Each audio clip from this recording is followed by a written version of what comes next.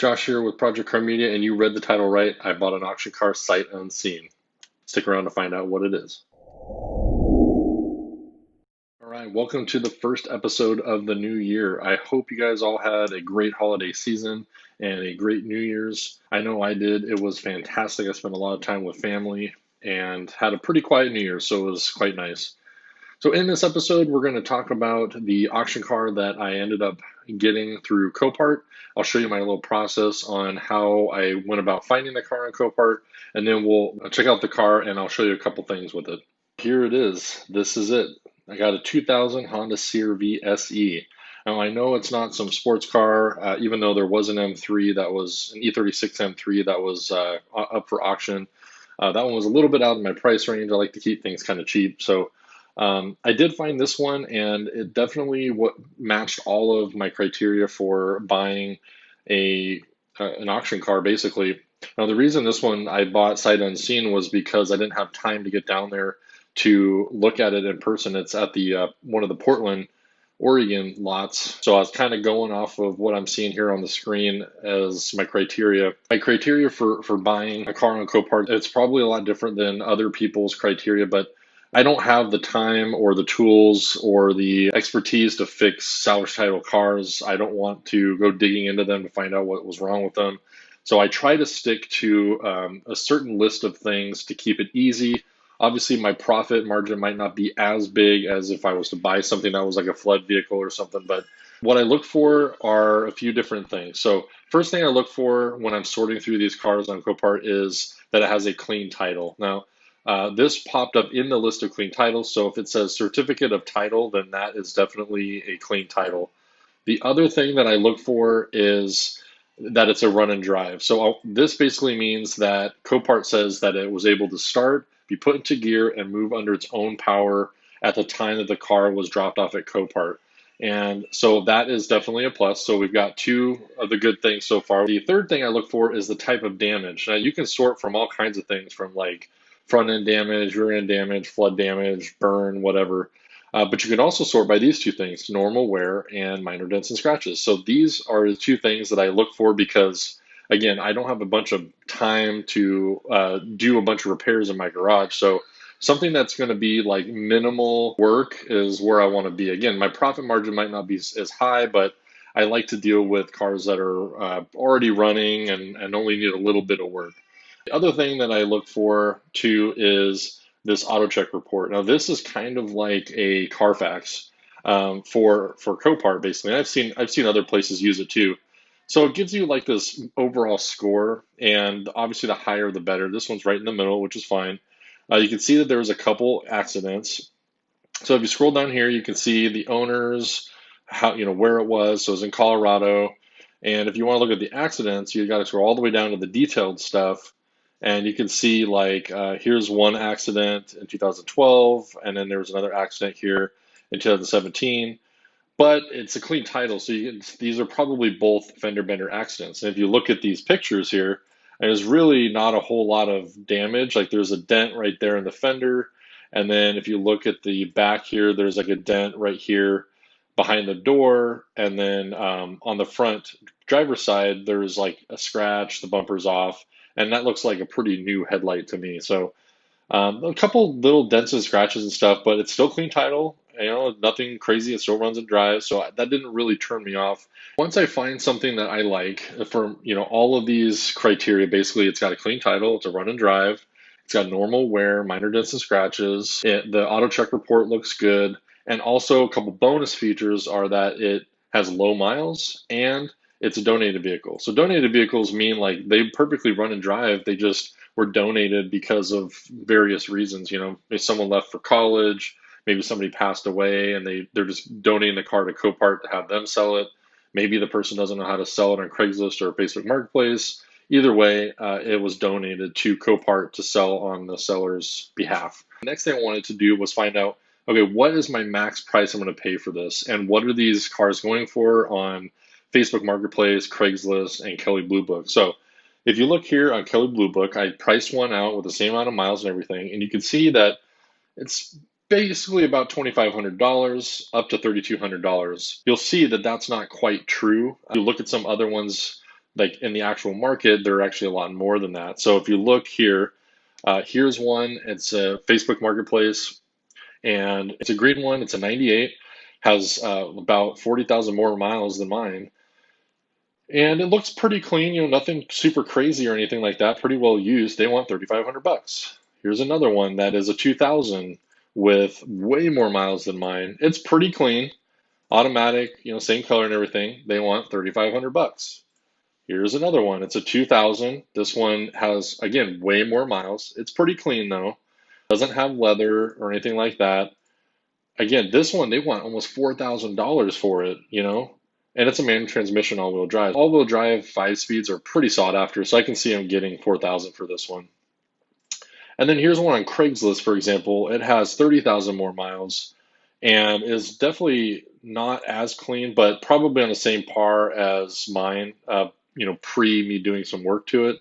And again, they want 3,500 bucks. So I'm thinking, with basically the way this thing looks, the mileage it has, if I can just do some work to it, a tune up, this, that, and the other, I could probably list it for $4,000 and on a low end get $3,500 for it. So now I know where my low end profit is, 3,500 bucks. That's about what I can expect to get from it. Now I need to know, where do I need to be as far as bidding on this car? As you can see here, my max bid was 1,700 bucks. So that's what I ended up actually paying for it.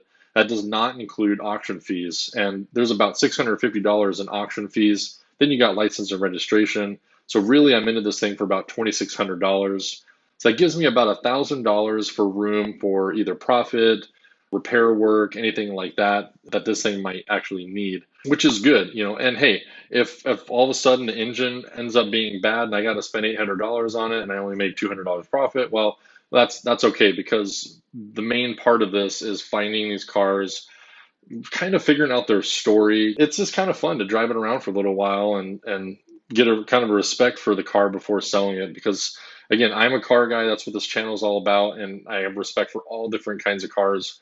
So even if it's a stock CRV, it's kind of fun to drive it around, figure out its little quirks, and then turn around and flip it eventually. So anyway, let's go check this thing out, and I'll show you guys around, and then we'll talk about what I think needs to get replaced.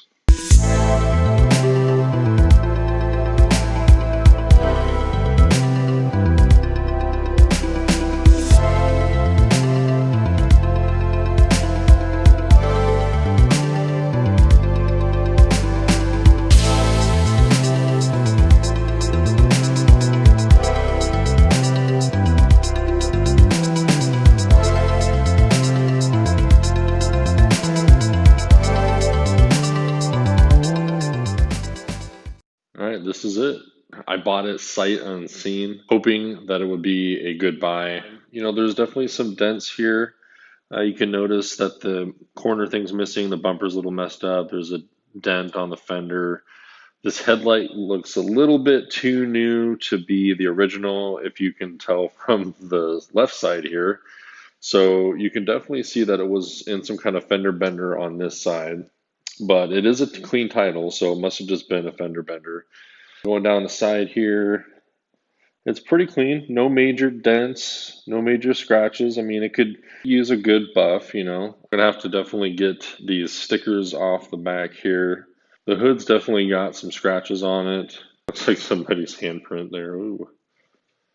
And then on this side, you can see that there's definitely the dent right there in the fender. I mean, if I could find a couple fenders for cheap, I might go for that, just to replace those. A little bit of paint off the mirror there. The door handle could probably be replaced. Couple, little scratches, nothing crazy. So let's check out the inside. Look at this leather, huh? It's SE. So the driver's side has that rip in the seat, but the passenger side doesn't, and the back seat doesn't at all either. The leather's in pretty good condition. It really just needs a good cleaning. It's 20 years, well, I guess it's 21 years old now. Here's the back. Like I said, the leather is in pretty good condition. No rips or tears on the passenger seat or the back seat. Just a little dirty, but it does have a floor mat, so we'll need to clean those out pretty good. All right, so here it is from the driver's side. A little tear on the seat there, but nothing too crazy. steering wheel cover because the steering wheel is probably toast. As you can see, like everything's intact, just needs to get a good cleaning. And I've checked everything. All the lights, all the dash lights work. The heater works. The windows work. The power mirrors work. Yeah, everything. Pop the window for the back hatch. Looks like the shocks will hold the window up, so that's nice. And then I'm going to open up the back here. As you can see, it's pretty average back here too. Like a little dirty. It's gonna need some cleaning, maybe some shampoo, but all the plastics are here. The light up top works. The headrests are in good condition. And yeah, I couldn't really ask for anything more, really. One other thing I wanted to show you guys I thought was really cool is that this came with the original Honda lock, unlock, keyless entry. And if you actually hit lock, it actually locks. If you hit unlock, it actually unlocks. So I thought that was definitely a cool feature that still works after 21 years. All right, first look under the hood. It's pretty dirty, but nothing out of the ordinary again. The battery was dead, but I've ran the car for a while and now it's not dead. One thing I did notice here is that the you can see right there the cam seal looks like it's leaking pretty good, so we'll have to replace that. The valve cover seems to be leaking, so while we're doing the cam seal, we might as well do the valve cover gasket. And just for kicks, we'll do spark plug wires, maybe cap and rotor, maybe spark plugs as well, just to make sure it runs good. Check the air filter and make sure that's nice and clean. And then we'll see how it runs. First impression when I got it was that, it was fairly clean and the battery was dead, of course, but I ended up bringing a jump pack. So I was able to jump the battery. Car started right up, no problems. But as soon as I put it into drive, this sound happened.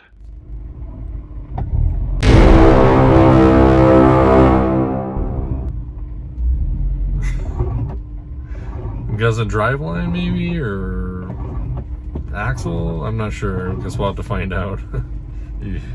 All right, I got under here, and as you can see, this is what is rubbing on the driveline. This is a safety bracket, and it's supposed to just loop underneath the driveline.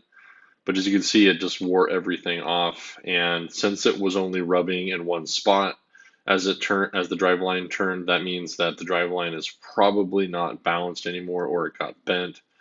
But this is definitely not how it's supposed to look. All right, I took the bracket off, and here it is. It's all bent, all chewed up, and this is definitely what was causing the problem.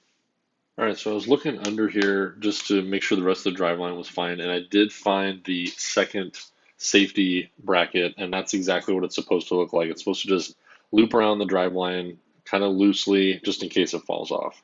Yeah, so taking that bracket off, I don't think fixed the problem. It fixed the noise, but there's definitely a vibration. I can't really go above 30 miles an hour. I think it's because the driveline is bent or out of balance or something like that. So I'm gonna have to replace it, I guess. I mean, that's just one of the things about getting an auction car. Once I get up to about 30 miles an hour, it just really starts to vibrate. Yeah, definitely the driveline. The engine sounds really good. I did have to put a quart of oil in because it actually wasn't registering on the dipstick at all. But I mean, the engine's quiet.